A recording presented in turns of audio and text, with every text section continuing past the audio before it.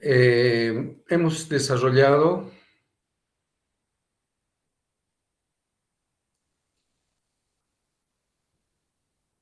el circuito equivalente.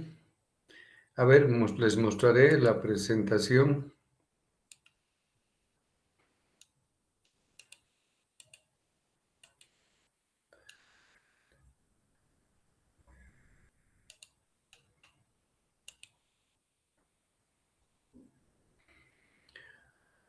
Aquí está, este es el circuito equivalente de la máquina síncrona. Es el primer circuito que hemos deducido, que desde ya es un circuito ideal. Requiere algunos ajustes para poder encontrar un circuito más exacto. ¿De acuerdo?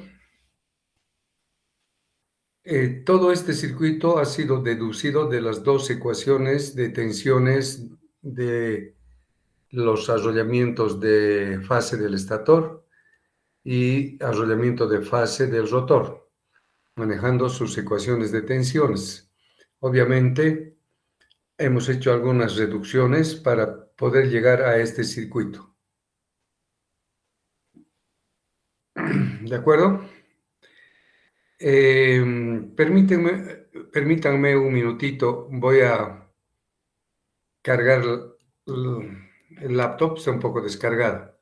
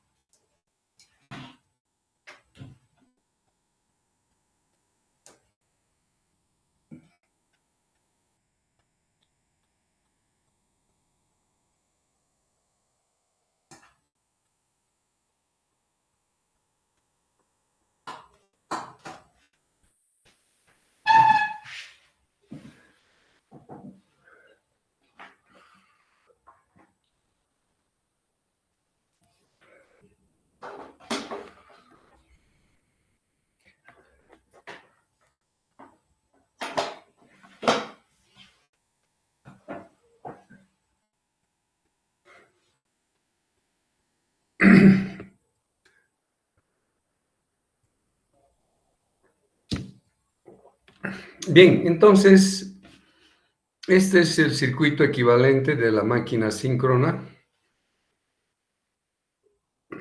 Fíjense, las relaciones que hemos utilizado es esta.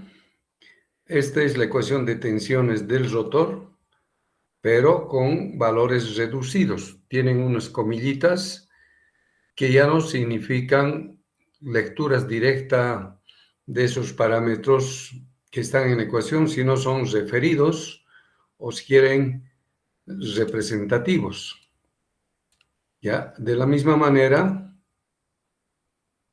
para el estator,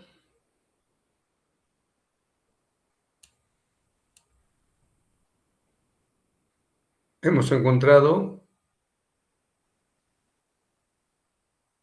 esta ecuación, esta que están viendo, también una ecuación que hemos simplificado hasta lo más corto posible para luego aplicarlo, ¿no es cierto? Dice aquí Esta es la ecuación del estator, de un arrollamiento del estator, la ecuación de tensiones. Dice, la tensión aplicada al arrollamiento de fase del estator es igual a la resistencia del arrollamiento más la reactancia de dispersión, todo multiplicado por la corriente de fase del estator, menos la tensión eléctrica mutua que se tiene en el arrollamiento del estator, que es resultado de la acción del flujo principal y del flujo mutuo del rotor que hacen que se constituya la tensión eléctrica inducida mutua. Entonces, esta ecuación, si lo manejamos circuitalmente, aquí abajo, tenemos U sub 1 es la fuente de tensión. Por esta fuente de tensión se conecta a un circuito donde la resistencia y la reactancia ya intervienen cuando pasa la corriente I sub 1. Entonces aquí está la corriente I sub 1, atraviesa la resistencia y la reactancia de dispersión. Y a la derecha, acá, tenemos la tensión eléctrica inducida mutua en el arrollamiento del rotor. Ya, y esta tensión hemos visto que se puede obtener mediante la corriente mutua multiplicado por la reactancia principal. ¿No es cierto? Y de esa manera, entonces, cerramos el circuito.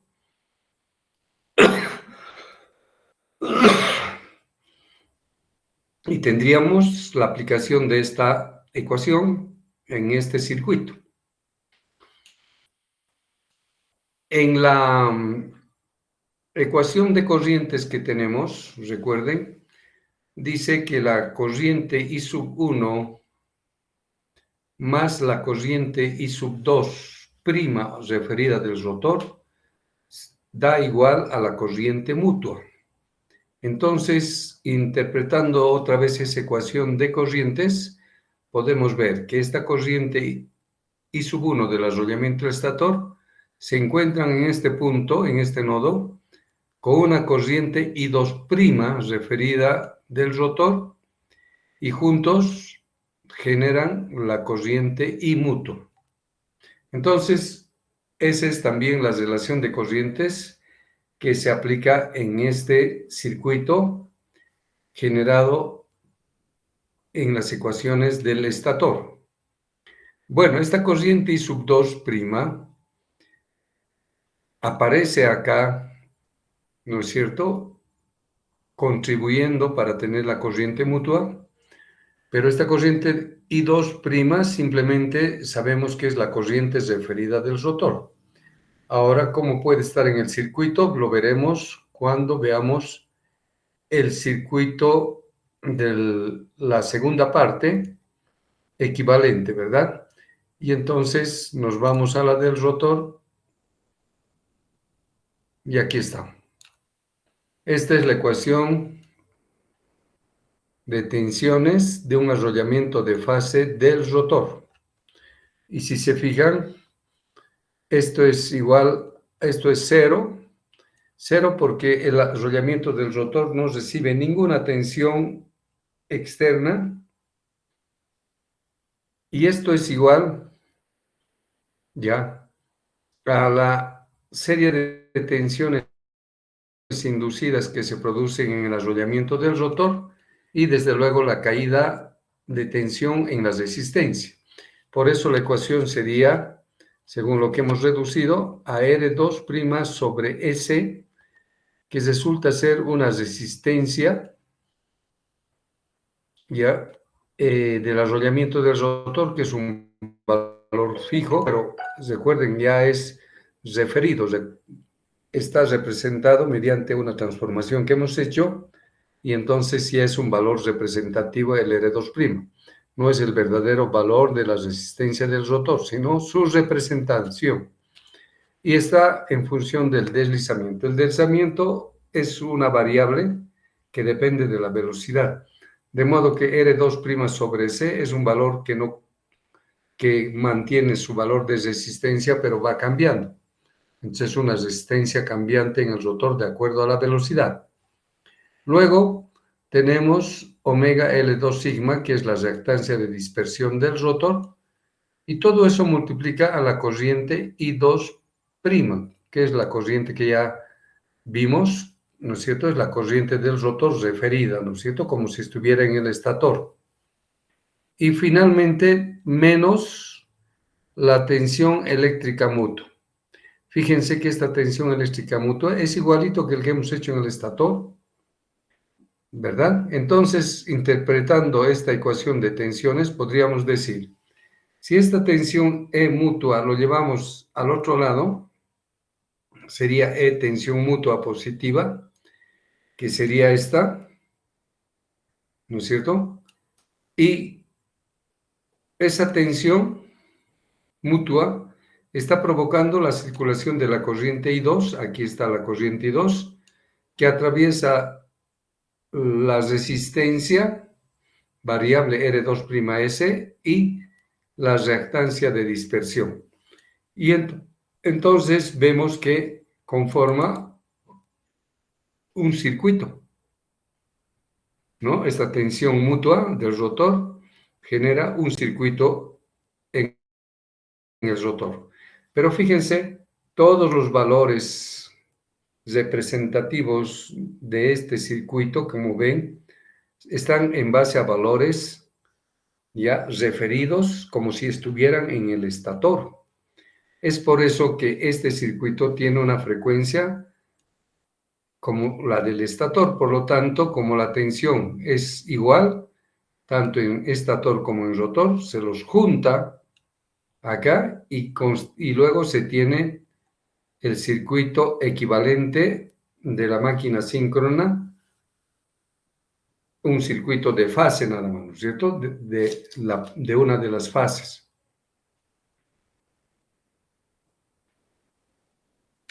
Mediante este circuito, entonces, se puede empezar a sacar potencias, energías, y bueno, muchas serie de valores que pueden indicarnos el comportamiento de la máquina síncrona.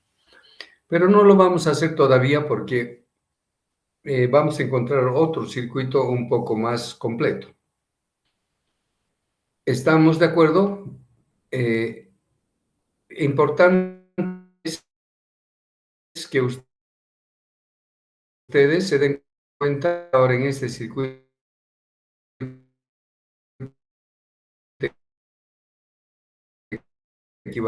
para poder establecer este circuito. No olviden, aquí tenemos la tensión aplicada al arrollamiento de fase del estator U1, y esta tensión es la que provoca el funcionamiento de todo este circuito, el circuito de la máquina. Aquí, en esta parte, es la zona del circuito del estator. La corriente I1 es la corriente de fase del estator que atraviesa la resistencia de arrollamiento del rotor R1 y luego genera una tensión inducida de dispersión que se puede calcular por la corriente I1 por Jx1 de dispersión, ¿no es cierto? Esta es una tensión inducida que se produce por la dispersión.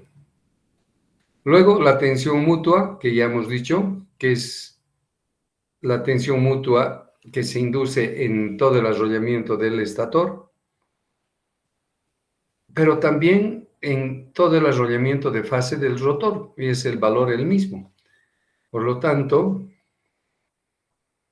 esta tensión genera un circuito en el rotor por el que una corriente I2' atraviesa la resistencia variable del rotor referido y multiplicado por la tensión inducida de dispersión del rotor, ¿no es cierto? Expresado por Jx2 sigma prima.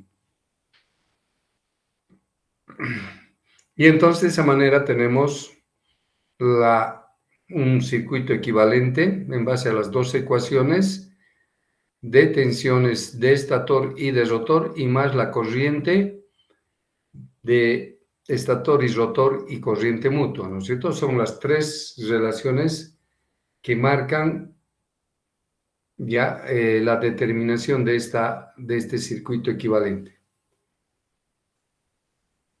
¿Hay alguna pregunta?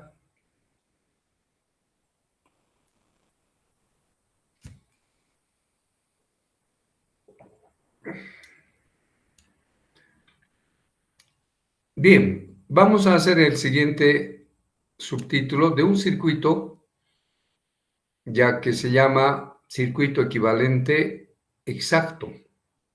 Este.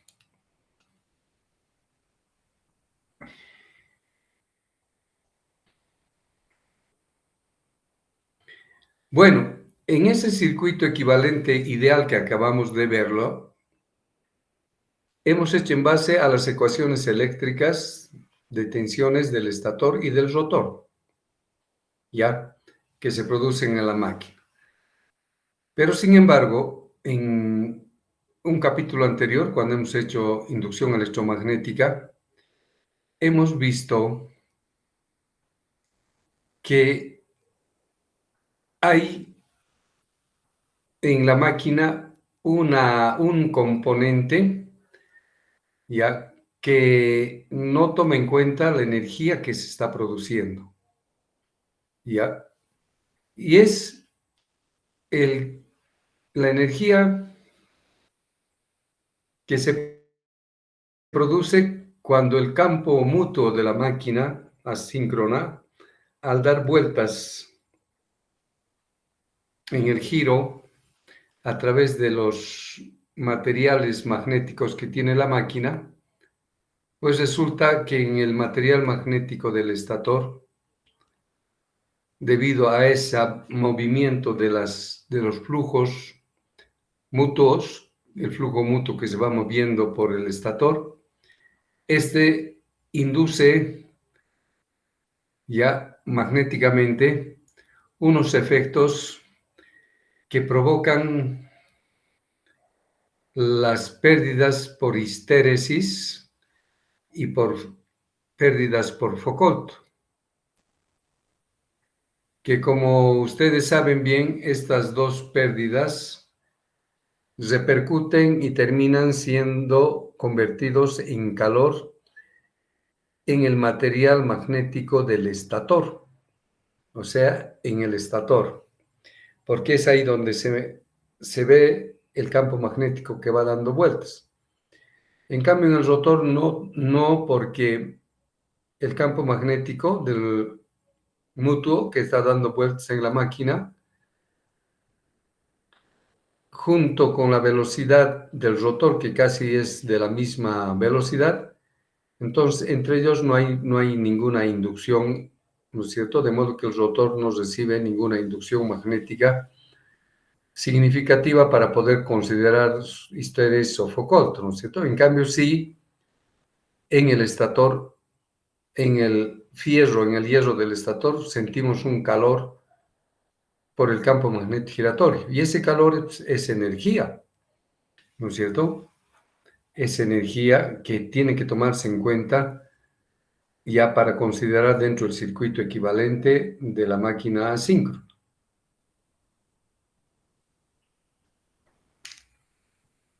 Bien, ¿qué criterio vamos a utilizar para tomar en cuenta entonces esta energía por histéresis y Foucault?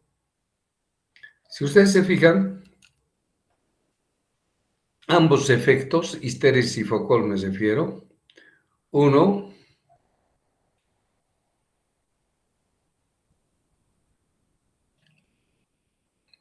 es el calor magnético en el circuito que les he dicho, que se producen por histéresis y Foucault. Entonces, ese flujo mutuo que está dando vueltas por el estator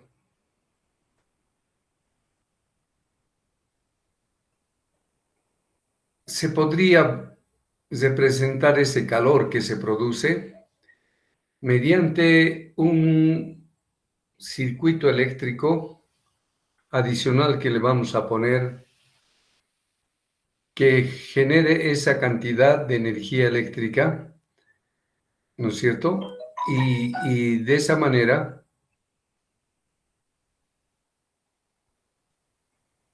tomar en cuenta el efecto de la energía que se está produciendo.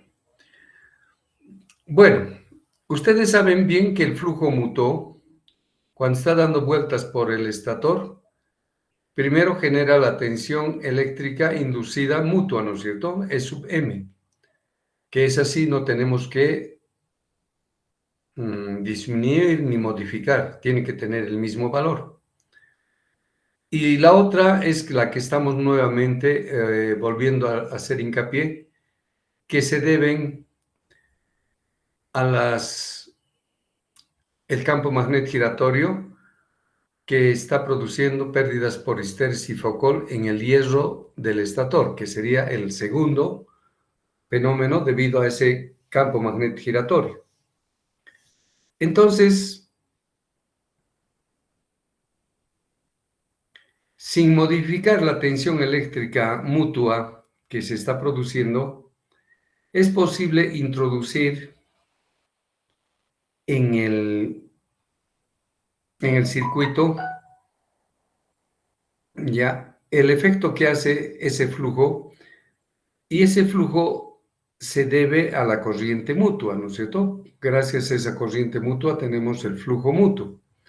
Entonces, si entramos a analizar la corriente mutua, ya recuerden que la corriente mutua es un valor también referido, ¿verdad? Podríamos desdoblar esa corriente mutua en forma arbitraria por una corriente P que le vamos a llamar la corriente de pérdidas debido a la histéresis y Foucault, y manejar esta corriente de pérdidas que, como ustedes saben, la corriente de pérdidas son de las pérdidas Joule, ¿no es cierto? Pérdidas Joule que provocan calor. Entonces podríamos ese calor expresarlo mediante esta corriente de pérdidas como parte componente de la corriente mutua. Y la otra parte que es puramente inductiva, ¿no es cierto? Que desdoblamos de la corriente mutua y en forma también a propósito de mover, encontramos una corriente magnetizante y sub 1. De modo que ambas corrientes, manejando ya como vectores, da la corriente mutua, ¿no? Entonces la corriente mutua lo estamos desdoblando en una corriente ya de pérdidas, corriente que va a dar pérdidas Joule, y la otra que va a generar la misma tensión eléctrica E sub m. ¿Y de cómo lo hacemos? Primero, esa corriente de pérdidas que estamos desdoblando de la corriente mutua, si lo elevamos al cuadrado y encontramos una resistencia de acuerdo al valor de la energía que vamos a encontrar en esta máquina, entonces encontramos una resistencia de pérdidas que le vamos a llamar, que es arbitrario que nosotros le estamos poniendo. Pero de todas maneras, esta potencia podríamos decir que se debe a la potencia magnética que tiene el campo magnético giratorio por las pérdidas de histéresis y Foucault, ¿no es cierto?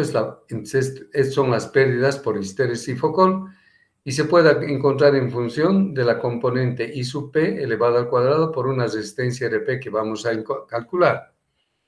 Y de esa manera igualamos a las pérdidas magnéticas por histéresis y Foucault. La otra componente de la corriente es I sub U', que sería la corriente magnetizante, ¿no es cierto? Que también estamos haciendo arbitrariamente. Y esa corriente I sub U, si lo multiplicamos por una reactancia también arbitraria que vamos a poner I sub U, y le ponemos menos J, de modo que este producto me dé la tensión eléctrica mutua que originalmente teníamos para que no se modifique. Entonces, de esa manera, esta corriente magnetizante por esta reactancia me puede dar este valor. Para poder hacer esto,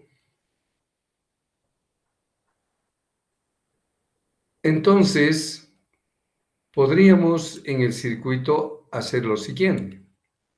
Fíjense, aquí había la corriente mutua, ¿no es cierto? ¿Recuerdan? La corriente mutua que generaba la tensión eléctrica mutua.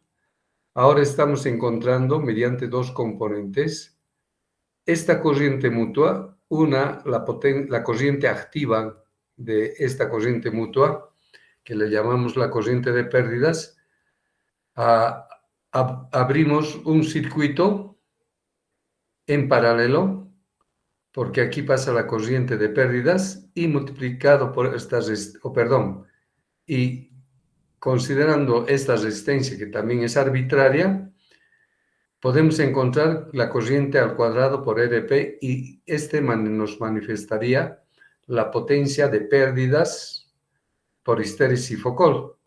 ¿No es cierto? Que aquí lo estamos representando como un circuito eléctrico, porque los dos generan calor, ¿verdad?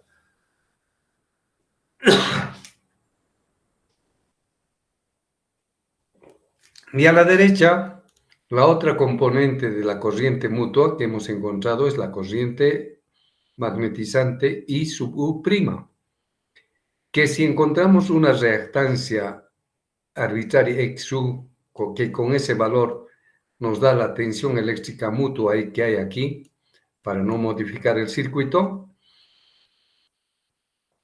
entonces generamos dos componentes, la corriente magnetizante y la reactancia magnetizante, como elementos que debemos calcular para encontrar la tensión eléctrica exacta. Entonces, aplicando esto por la reactancia magnetizante, por la corriente magnetizante, podrías encontrar la tensión mutua que tenía la máquina.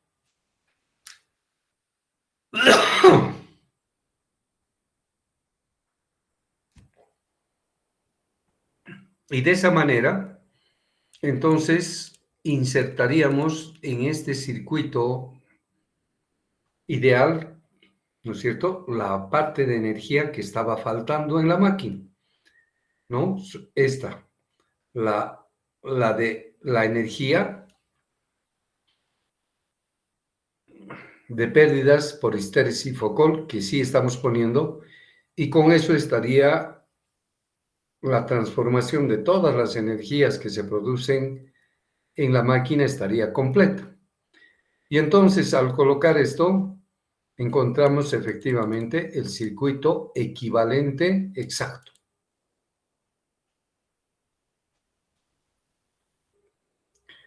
Bien, ese circuito equivalente exacto podríamos un poquito ordenar en esta parte. Había la resistencia de rotor referida sobre deslizamiento, que era el valor de la resistencia que había acá. Pero si esta relación lo desdoblo de esta manera, R2' más R2' y en paréntesis 1 menos S sobre S, entonces esta sumatoria me da lo mismo que R2' sobre S. Pero para efectos de colocar en el circuito, utilizo este equivalente en el circuito y como pueden ver hay dos resistencias que están en serie, el R2', ya que sería este R2', que está en serie en esta rama, y el segundo sería el R2', 1 menos S por S multiplicado, ¿no es cierto? Que sería este, R2' que multiplica 1 menos S sobre S. Y como depende este del deslizamiento, Entonces es una resistencia también variable. No sabemos de dónde es esta resistencia, ya veremos más adelante por qué aparece esto, pero sin embargo su relación es R2' 1 menos S sobre S. Y un poco me he adelantado a poner el verdadero nombre que tiene y se llama la resistencia electromecánica, que es la resistencia que representa el proceso de conversión electromecánica que va a dar la potencia electromecánica en el rotor. Pero no nos adelantaremos, simplemente considerarnos como una resistencia que ha salido como, digamos, deducciones que hemos hecho en este circuito. Y entonces tenemos todo este circuito de alargamiento de una fase y todo es muy similar, ¿no es cierto?, a la del circuito ideal. Aquí está R1, aquí está la reactancia de dispersión. Es esto lo que hemos metido nuevo. Y a este lado hemos alargado las resistencias en dos resistencias en serie. Y de esa manera tenemos la forma de separar la resistencia del arrollamiento referido del rotor, que lo ponemos acá, y esta resistencia que todavía no sabemos en este circuito por qué en ese lugar aparece ese valor, ¿no? Entonces, de todas maneras, este circuito nos está hablando de un circuito equivalente exacto porque toda la energía que ha entrado, todo se está gastando en el circuito, lo cual está mostrando que todo está correcto. ¿Tienen alguna pregunta? Entonces, fíjense, las ecuaciones en este circuito si sufren alguna modificación por lo que hemos hecho. Ya, al margen de estas relaciones que hemos hecho. ¿De acuerdo?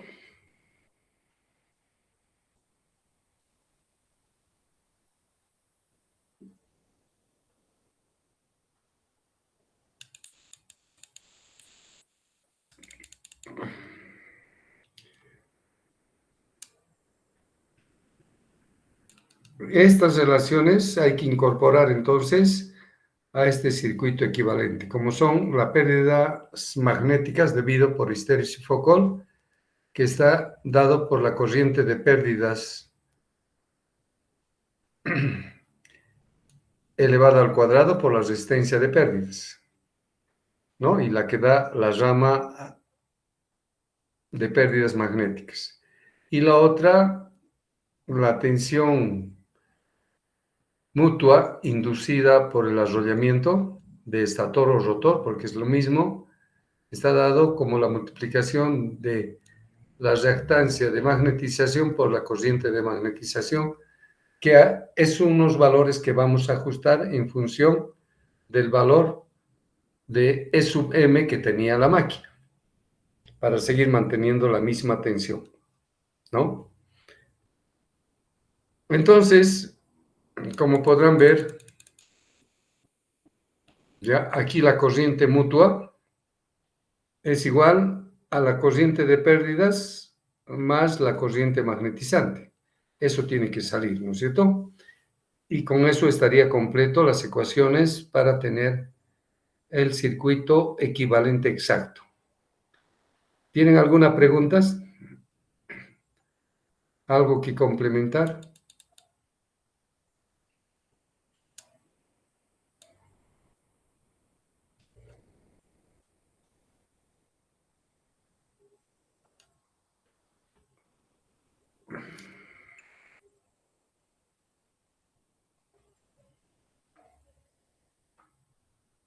Bien, entonces, en base a este circuito equivalente exacto, vamos a trabajar gran parte del estudio a continuación, ¿ya? Y aquí vamos a hacer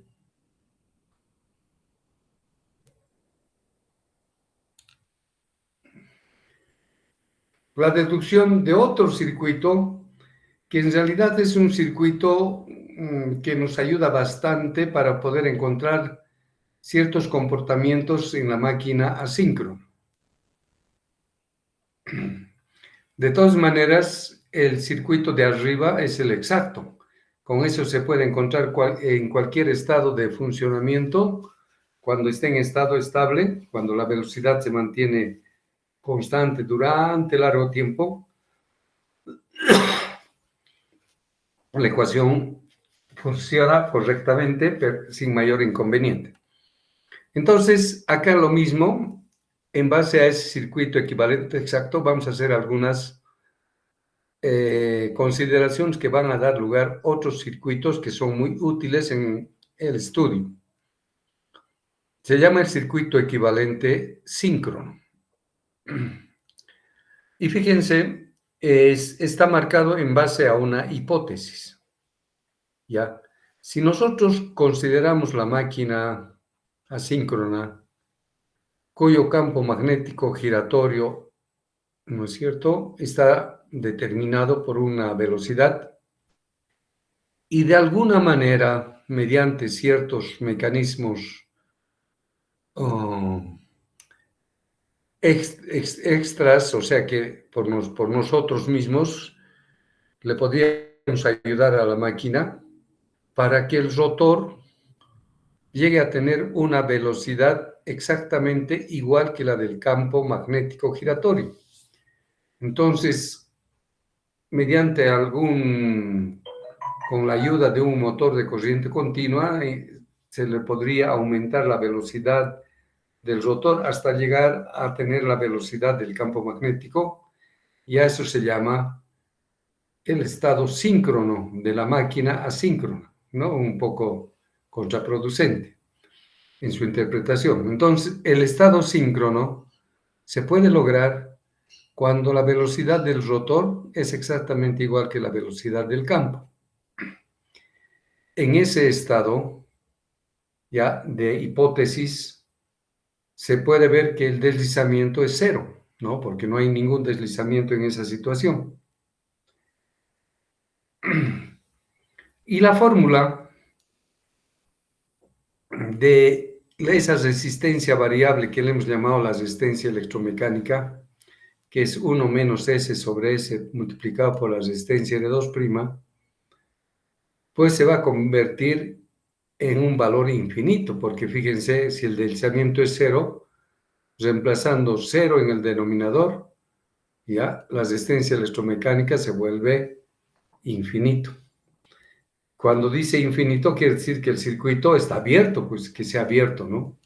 Entonces, el circuito del rotor, referido que estaba aquí a la derecha, ya no existe, porque la resistencia electromecánica lo ha vuelto infinito y no existe ese circuito, no tenemos por qué contar.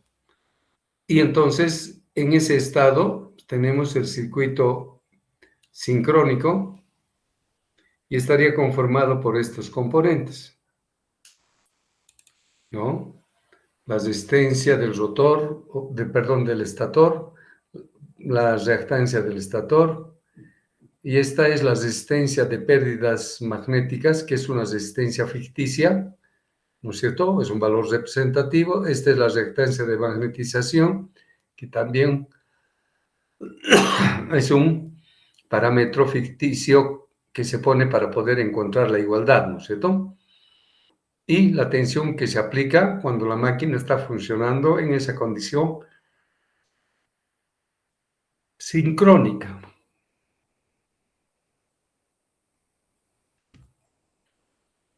Bien, entonces este es el circuito equivalente de una máquina asíncrona cuando está justamente con un comportamiento síncrono, ¿no? Bajo esas características que les he dicho, que el rotor llegue a tener la velocidad del campo magnético, ¿no? Si tiene eso, entonces este es el verdadero circuito que tiene la máquina en ese estado de funcionamiento.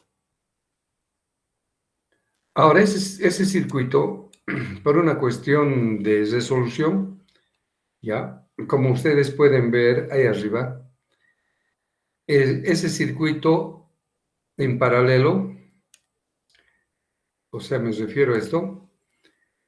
Este circuito hay una resistencia y una reactancia. Lo puede encontrar una sola impedancia acá, representativo, y luego esta impedancia está en serie con esta resistencia y esta reactancia. Y haciendo operaciones puede encontrar la impedancia equivalente, ¿verdad? Haciendo cálculos. Esa impedancia equivalente única que existe acá, ¿no es cierto? Lo puedo a su vez nuevamente desdoblar en dos componentes en paralelo. Y entonces puedo encontrar esto, ¿no? Esa impedancia total cuando está, hemos calculado, lo hacemos de tal modo que aquí tengamos la componente resistiva y aquí la componente reactiva en paralelo.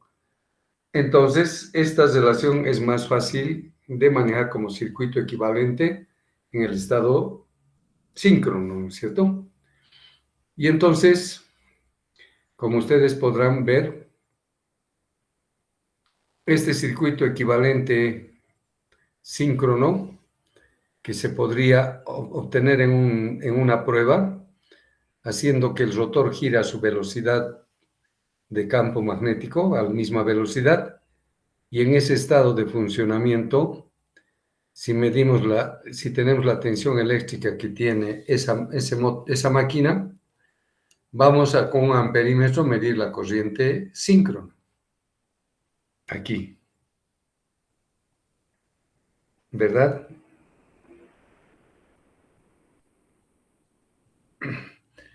Luego también, si aquí ponemos un batímetro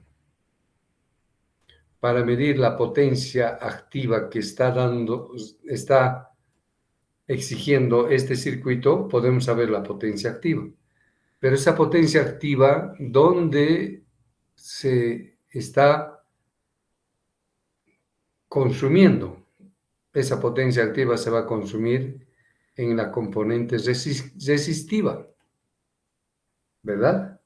Y de esa manera, sabiendo que esa potencia activa está representada por esto, podemos encontrar la resistencia equivalente síncrona de este circuito. Y la reactancia de la misma manera, ¿no es cierto? Sabiendo esta corriente, podemos encontrar su componente magnetizante, ¿no es cierto? Y esa componente magnetizante es igual, esa corriente multiplicado por esta reactancia, nos tiene que dar esta tensión U sub 1. Y de esa manera podemos encontrar la resistencia síncrona y la reactancia síncrona de este circuito equivalente que se da bajo esas condiciones especiales. Vamos a ver que estos circuitos equivalentes nos van a servir para resolver algunos asuntos, ¿ya? ¿Está claro cómo se ha obtenido un circuito equivalente síncrono de la máquina asíncrono, ¿no? Bueno, también podemos encontrar el circuito equivalente de vacío de la máquina.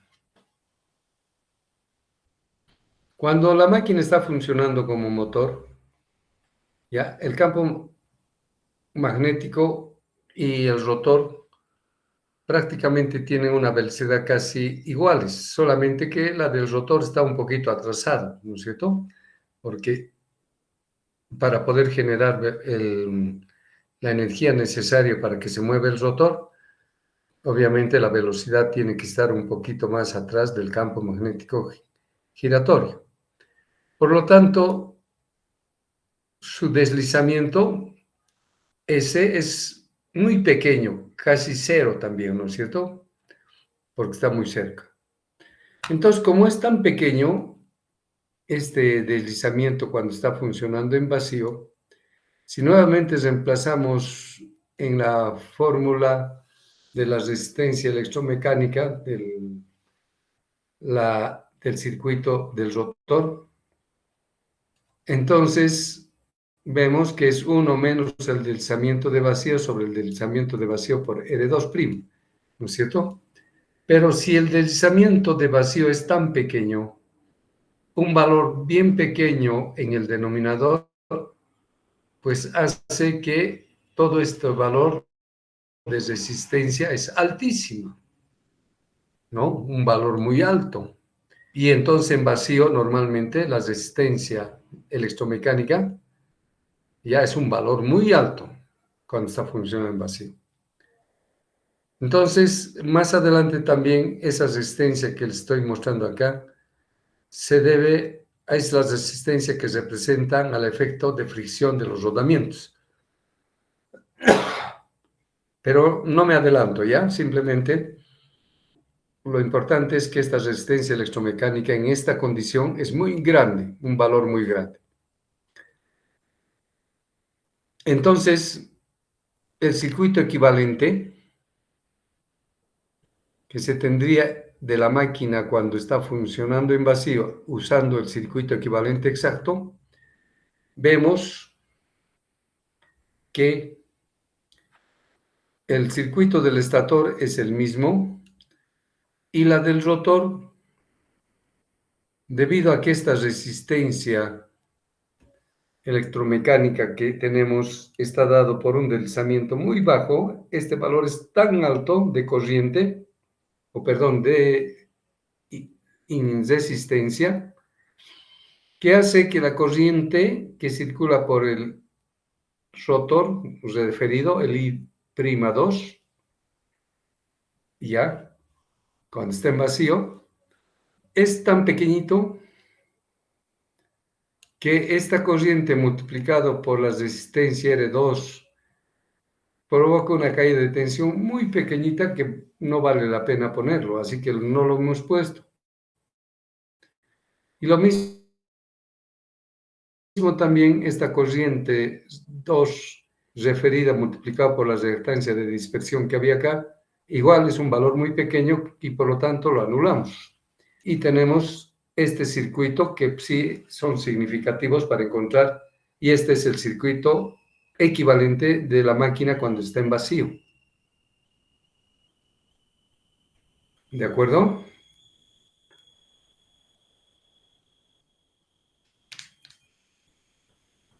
Entonces, fíjense, este circuito lo podríamos resolver para hacer un circuito equivalente muy simplificado y hacemos lo siguiente. El RP', el XU' y la resistencia electromecánica de fricción que está acá, si ustedes se fijan, están en paralelo frente a esta tensión.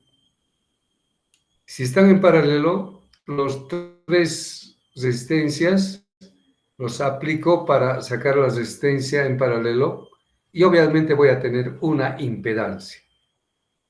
Esa impedancia total de estas tres ahora está en serie con la resistencia R1 por la reactancia X1, que si todo lo sumo, me va a dar una sola impedancia única. Esa impedancia única, igual que en el anterior, lo puedo poner en paralelo, ¿no? Esa impedancia única, puedo una puramente resistiva y la otra rama puramente reactiva. Y a cada uno de esos le llamo la resistencia de vacío y la reactancia de vacío, porque son los valores que se presentan de la máquina cuando está en vacío, ¿verdad? Este es el circuito equivalente cuando la máquina está en vacío. Si a esa máquina le aplico una tensión U1, va a circular una corriente I1 de vacío, ¿verdad? Y entonces puede encontrar R0 y X0, valores de resistencia y reactancia representativa de la condición de funcionamiento en vacío de la máquina, igual que el anterior, ¿no es cierto? Y de esa manera puedo tener el circuito equivalente con sus valores circuitales, ¿no es cierto? Y eso me puede servir para en los estados de funcionamiento en vacío de la máquina, como vamos a ver más adelante. ¿Está claro? Sí, está claro. Ya, muy amable, gracias. Y bueno, un último circuito que es el definitivo, que es el que más se utiliza. Fíjense, estos circuitos, fundamentalmente el circuito ideal, habla de toda la máquina en su condición de funcionamiento en cualquier estado, ya en el arranque, en el estado nominal, en todo el estado, siempre y cuando la velocidad se mantenga siempre constante por largo tiempo en ese estado. Y estos otros que acabamos de encontrar, el circuito equivalente exacto, el exacto es similar, solamente que este sí nos da con toda precisión el circuito equivalente verdadero que tiene la máquina, ¿no? También podemos encontrar en el arranque, a media carga, a carga completa, a valor nominal, siempre todo eso con velocidad constante, ¿no? Como les he dicho. Pero la forma de resolver demora un poco en esos circuitos y entonces, por una cuestión de simplemente comodidad y de forma práctica, encontramos este circuito que también es equivalente ya, que nos va a servir para hacer el definitivo circuito equivalente y entonces hacemos el circuito equivalente de rotor trabado. Como dice su nombre, es también una hipótesis. ¿Qué pasaría si un motor que está funcionando le trabamos el rotor? O sea, dejamos que que no gire el rotor, y el rotor en ese momento trabado, su velocidad sería cero. Y por tanto, su deslizamiento sería del 100%, ¿no? Y por tanto es 1. Y si otra vez analizamos la resistencia electromecánica de esa resistencia incógnita que había en el rotor, que está dado por 1S sobre S R2', imagínense, 1 menos 1 da 0, multiplicado por R2' es 0, o sea, nos está diciendo que esta resistencia electromecánica en este estado de rotor trabado es 0. Entonces, quiere decir que si está en 0 esa resistencia, pues no existe, ¿no es cierto? No existe. Esta resistencia electromecánica no aparece, no hay. Queda eliminado del circuito. Por otro lado, las dos ramas en paralelo de la máquina exacta, del circuito exacto, ya debido a que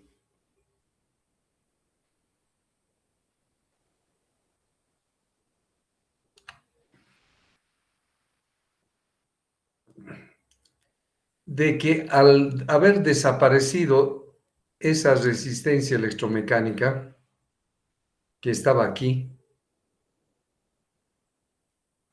ya, y es 0, por eso ahora lo hemos cerrado, no hay nada, aparecen en el rotor simplemente estas dos resistencias de rotor y reactancia, que desde ya son valores pequeños y hacen que entonces la corriente en esa condición de rotor trabado se entre hasta acá la corriente, haciendo que la corriente que baja, la corriente mutua, ya no tenga significancia en ese estado. La corriente mutua prácticamente ya no, casi se vuelve cero, es poquito. Y obviamente su flujo mutuo también es pequeño, ¿no? Cuando está el rotor trabado. Y por lo tanto, las dos ramas en paralelo ya no tienen ningún efecto porque su corriente mutua es cero, no tiene por qué ya existir esa rama, y entonces encontramos que la corriente I sub 1 casi es igualito que la corriente I sub 2 prima, ¿no? ¿No? Que se podría decir, si esto fuera cero, entonces la corriente del estator y del rotor referido es la misma. Entonces, bajo esa situación, el circuito equivalente de la máquina se eliminaría las dos ramas en paralelo y la resistencia electromecánica que estaba acá, que no hay, y quedarían simplemente en el circuito de la máquina R1, JX1, o sea, la impedancia del arrollamiento del estator, y esta la impedancia del arrollamiento del rotor, pero con valores referidos, representativos. Y la corriente I sub 1 se entraría hasta aquí adentro. Y listo. Y tenemos un circuito cuando la máquina está con el rotor trabado. Cuando se traba el rotor, cuando no gira el rotor, el circuito se convierte a este circuito simple como estamos viendo, ¿no? Donde solamente intervienen la impedancia del estator y la impedancia referida del rotor, que están en serie. ¿Ya? Entonces, a R1 más R2' normalmente se le llama la resistencia de rotor trabado y se pone la letra K, R sub K. Y a la reactancia de dispersión del estator y la del rotor referido, sumados, porque están en serie, le llamamos la reactancia de rotor del circuito, ¿no? De rotor trabado. Y con eso se pueden hacer muchos cálculos, relaciones que vamos a ver más adelante.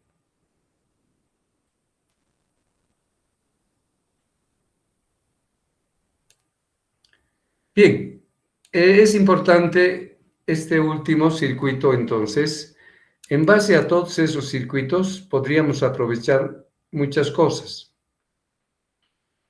Vamos a hacer el circuito equivalente de la máquina cuando es aproximado. Fíjense, cuando decimos aproximado, obviamente es con algunas condiciones de proximidad que nos va a salir. No es totalmente exacto como el circuito equivalente exacto que hemos hecho, ¿no es cierto? Este es un aproximado y lo vamos a hacer bajo este análisis. Fíjense, si la máquina asíncrono lo hacemos funcionar como motor y al principio lo hacemos funcionar en vacío,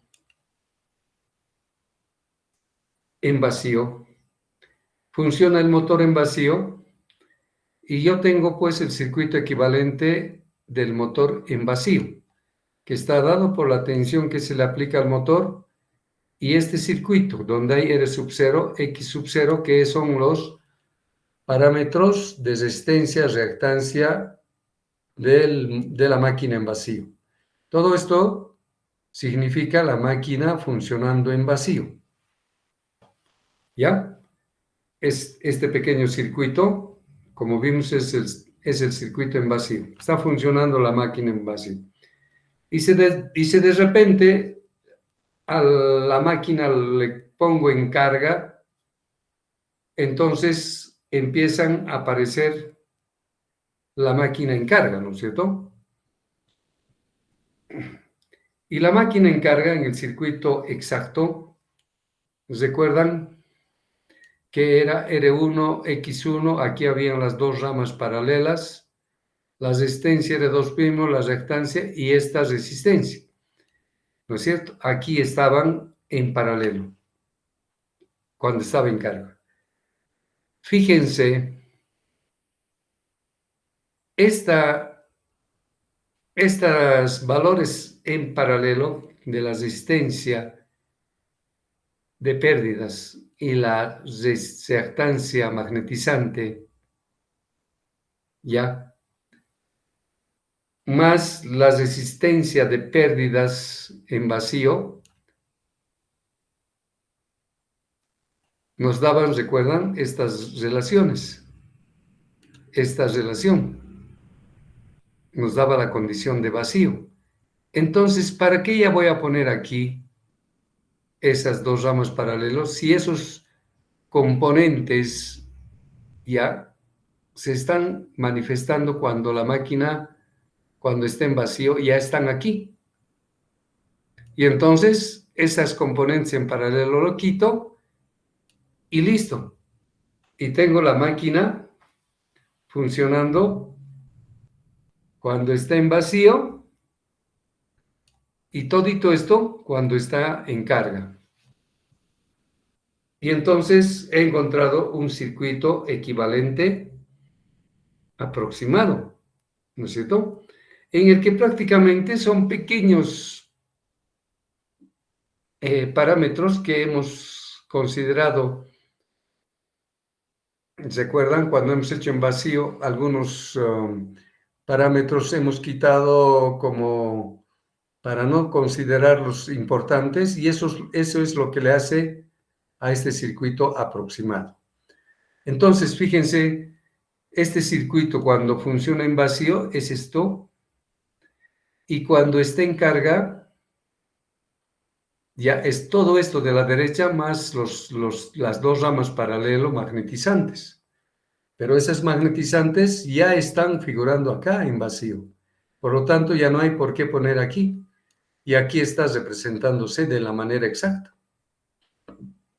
Y entonces, este es el circuito, el último circuito equivalente de la máquina asíncrona de manera aproximada, ¿no? Como vamos a comparar cuando veamos. Entonces, tenemos en la máquina, fundamentalmente para el funcionamiento en vacío, en carga, en cualquier estado, tres circuitos equivalentes. El circuito ideal, el circuito exacto y este que es el circuito aproximado. Entonces, con estos circuitos podemos representar a la máquina según la importancia que tiene. Podemos hacer en forma exacta, podemos hacer en forma aproximada o en forma ideal. Eso depende de qué es lo que queremos obtener, como vamos a ver más adelante. ¿De acuerdo? Con esto prácticamente pues hemos terminado con la explicación de los circuitos equivalentes que se presentan a la máquina de inducción. ¿Tienen alguna consulta?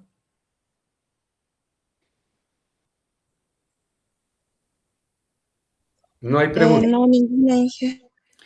Gracias, muy amable. Entonces quedaremos acá y el día jueves vamos a hacer problemitas de aplicación para poder ver qué diferencias existen entre uno y otro circuito que se presente a la máquina de inducción. Bien, no se olviden que estos circuitos son solamente por fase, de una fase nomás de la máquina, ¿no? Para completar, si es trifásico, pues hay que tomar en cuenta el efecto de las tres fases. Bien, entonces voy a dejar de compartir y nos veríamos el próximo miércoles para poder hacer problemitas y con esto haber terminado este capítulo. Y con eso también ya estaríamos en condiciones de poder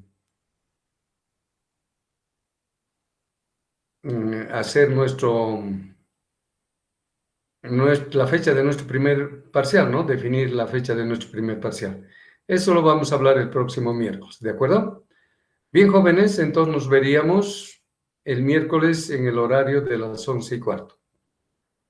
Gracias, hasta luego. Hasta el miércoles, Inge. Gracias. Hasta luego, Lili. Hasta luego, Brian.